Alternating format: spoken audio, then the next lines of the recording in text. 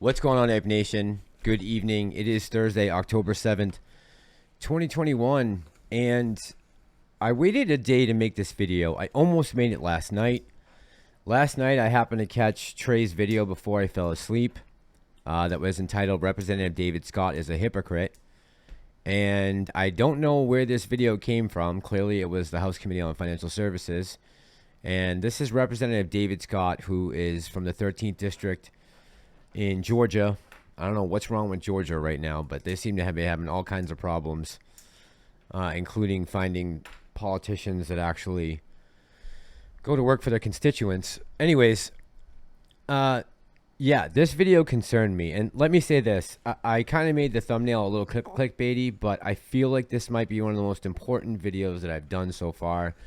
And I really want to try to get as many of my subs to be able to view this as possible, as well as anyone else holding AMC right now, or GME, or any other stock for that matter. So with that said, let me continue by saying, and this is no dig at Trey at all. If it wasn't for Trey, I would have probably never gotten into AMC in the first place. He was the one person that brought everything to my attention. And once I went and did my own DD and saw the potential for this, I took my first position. So this is in no way a knock on Trey at all. I'm a big fan of his. I love his spirit, his content. I think he's a great guy. I just don't know how serious he took this last night, because there was a lot of laughing in it. But this scared the shit out of me. And I don't know if it's just because I've been around a little longer and have seen what can come of these type of statements that are made. But we'll get into that in a minute. Before we do go any further, I want to give 3 shout outs. We added 3 more countries to the map last night. I want to say what's up to Dave from Ireland. What's going on, my brother? I want to say what's up to Oku788 from the Philippines. And I want to say what's up to Feek from Lebanon. I hope you guys are all doing well, especially Feek in Lebanon. I hope you're doing well, man. I know that things are pretty tough down there with the economy right now. So I hope everything is good with you. And Dave, I am looking forward to coming to Ireland next year. I'm really excited about Game of Thrones, House of Dragon. I saw the trailer last night. I don't know how close you are to where they're filming that, but that is one of my destinations I'm going to hit up next year, and possibly the Philippines too. I've been dying to get a trip down to Southeast Asia, to go to Thailand and the Philippines. So we'll see. Hopefully we'll stay in contact this whole time. All right, but before we go any further and start to get serious, cue the speeder.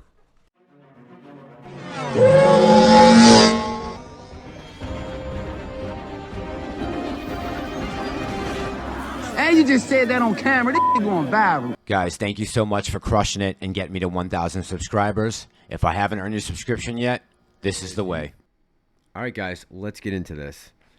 My hope by now is you've all seen this video. If you haven't, go watch Trey's videos first and come back. Again, it's entitled Representative David Scott is a Hypocrite.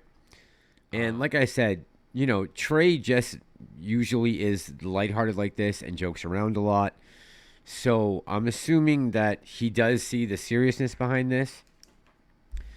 But in case you don't, let me remind you of a few things. First of all, I did a 2-part series about this back a couple months ago, and I'm going to post the videos at the end of this video. In the end cards, you'll see one of the part 1 of this topic. I went pretty deep into it. But I just want to remind you of some of the rhetoric that's been thrown around since the GameStop squeeze back in January.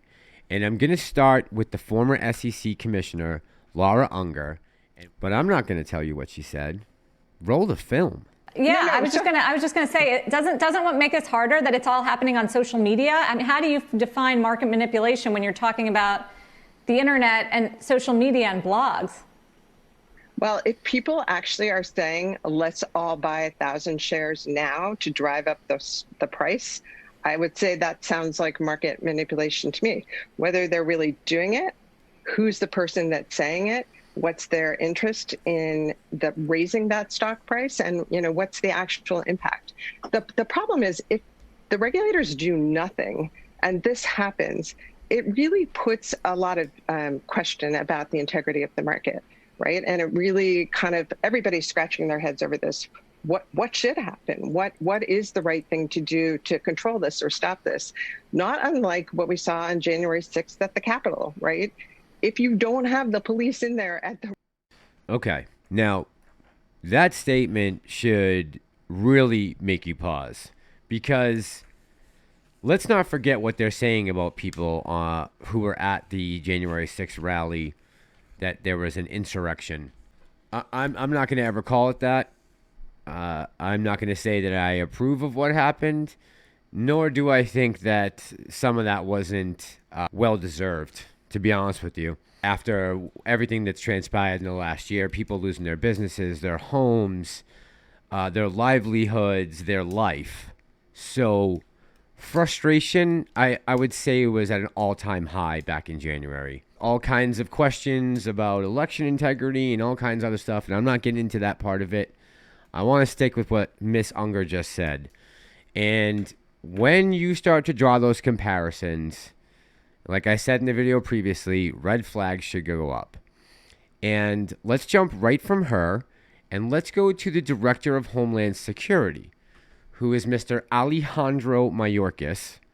Now, he did an interview with Vice back on July 22nd, and you would think she would be talking to him about possibly what's going on at the border, or getting everyone out of Afghanistan and all those refugees that were going to be coming into the country, or possibly about the wave of Haitian migrants that had been on these caravans coming up from South America. But no, they talked about, and look at the title, how the U.S. is battling domestic extremism post-Capitol riot. So I'm going to let Mr. Mayorkas take it away. I know that the U.S. does not designate domestic terrorists here as individuals and groups. And we have the tools under the law to address the actions. If in fact they cross the line into criminality, we have the tools. I think also what we are seeing by and large, not necessarily exclusively, but by and large, is not the traditional organized structure with an organization chart, leadership positions, but rather an affiliation of people connected by social media, by communications. And so very often some of these ideologies, some of these movements of hate, if you will, aren't organized in the traditional sense, but are loose affiliations. We have lone actors. They're able easily to communicate with one another via social media and actually, to some extent, try to remain below the radar screen. And that's what creates such a challenge for law enforcement, quite frankly. Add on top of that, Liz, if I may, cryptocurrency. Oh, yeah. And it becomes even that much more difficult. I know part of this national... Now, why is the Director of Homeland Security, who is supposed to be protecting our borders, vetting Afghan refugees, and taking care of 20,000 migrants camped under a bridge with no shelter or food or water? You got me on the answer to that question. I can't even begin to explain why he would even be talking about this stuff. He is no business talking about anything about cryptocurrencies or social media movements or anything like that. But if you notice what Representative Scott said last night, that's exactly what he was talking about. He's talking about using social media and tearing down the fabric of the United States, as in the stock market, meaning this is a very integrity-driven market where there are no shenanigans going on, and, you know, retail investors, by using social media, are destroying what they've worked so hard to build and maintain, keep functional and fair, right? So I just can't express enough to you guys how much this terrifies me. And if you don't think it could happen to you, let me ask you this question. Frank Nez did this article here, and it talks about criminal in a seat of power. And basically, Trey went into all this last night, so I'm not going to dive too deep into it. But basically, Representative Scott's been on the take for a long time from some of the big wigs on Wall Street. Let's just keep it that way. You can go do the DD and look it up. But Frank Nez goes into it in this article. And, you know, Gary Gensler did kind of smirk when he was talking about the integrity of the market. But I just don't find it funny. I honestly really don't. There's another article here. This is from Roll Call. It's Gensler SEC's social media focus is on fraud, not collusion. And you can only hope that it's a mistake that Representative Scott made last night when he was talking, and he just didn't know what he was really talking about. And I hope that's true. But the fact that he said to Gary Gensler that he had his staff already drafting legislation is extremely frightening. If you don't think it can happen to us, let me ask you, at any point in time, would you ever have thought that the Department of Justice would be asking the FBI to investigate parents who go to school board meetings and express their opinions about whatever it happens to be that they're talking about, whether it's mask mandates or critical race theory, whatever it is, gender fluidity, whatever the subject is. Hear and be heard, where they have the right to say something about their children's education, where they have the right to vote. And you are attempting to intimidate them. You are attempting to silence them. You are attempting to interfere with their rights as parents and, yes, with their rights as voters. This is wrong. This is dangerous. And I cannot believe that an Attorney General of the United States is engaging in this kind of conduct. And frankly, I can't believe that you are sitting here today defending it. I intend to get answers to these questions. You won't answer my questions. I'm going to get answers to these questions. Mr. Chairman, we need to have a hearing on this subject. We need to hear from the Attorney General himself. He needs to come here, take the oath, sit there, and answer questions. We have never seen anything like this before in our country's history. And frankly, I want to say I think it is a dangerous, dangerous precedent. So if you don't think that the top 1% see us as a major domestic threat, I think you are sadly mistaken. If they are willing to go after parents who are concerned about mask mandates and CRT and gender issues in schools with little kids, with their little children, I think that's a big mistake to make. At some point, there will come a time where they will say we have too much influence. I mean, just after GameStop, the former SEC commissioner is on there talking about and comparing social media and Reddit and YouTubers to the insurrectionists on January 6th. I have a bad feeling, guys, it's just a matter of time. Hopefully by that time, we will already have collected our attendees from AMC or GME or whatever stock that you're in. We have already had our short squeeze. And maybe it won't concern us as much.